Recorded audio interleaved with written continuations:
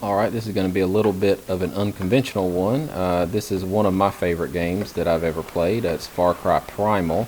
And I just want to see what the 5060 Ti could do in an older title like this at 4K. So the good thing about PC games is they're not locked to generational hardware, so you can always go back and play games that may have required like really top tier stuff back in the day, but this time you can just check them out at some really high resolutions and get some really fun stuff to mess around with in a game that otherwise would be extremely demanding back in the day. I think I played this on like 970, I believe, or 870. I forget which one, but yeah, it was a struggle. All right, so anyway, let's just keep going, and we're at 109 FPS, 118 on the lowest preset.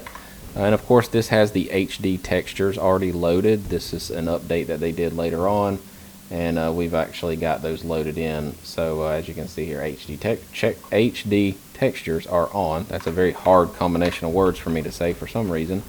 And we're at a 95 FPS experience here, and as you can see, everything just looks buttery smooth. This is not using DLSS. This isn't using any kind of frame generation. This is just how it used to be. This is no fancy stuff at all. It's just straight up, just straight up raw performance right now. So let's just come over here, and we're at 93 FPS. And of course, if you want to experience this on like a high refresh monitor or something like that, that's kind of why I'm doing this test.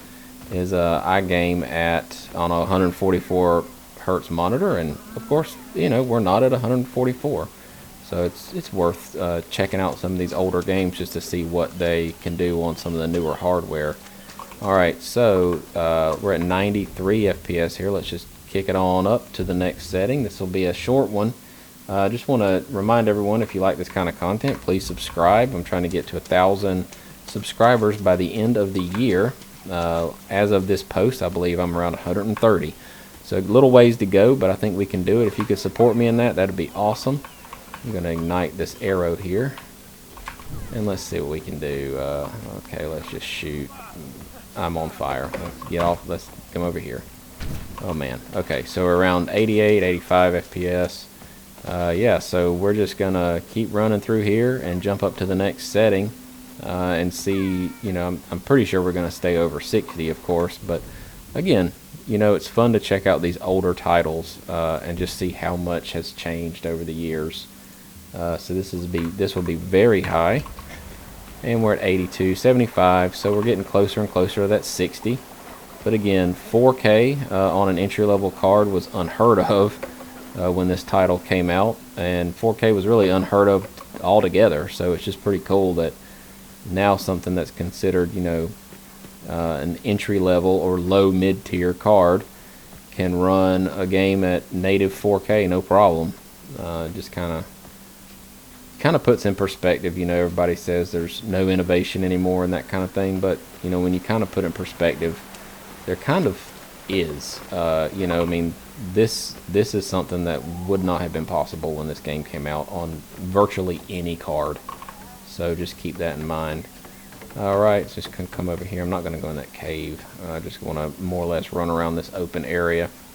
Alright, so let's just jump on into the next little part here, and we'll probably call it a day after that. Let's see, Ultra. And let's come on over here, and at Ultra settings, native 4K, again, no upscaling, with the HD texture pack that was released after the game came out. We're looking at around 68 FPS in this open area, so this game is going to run so well.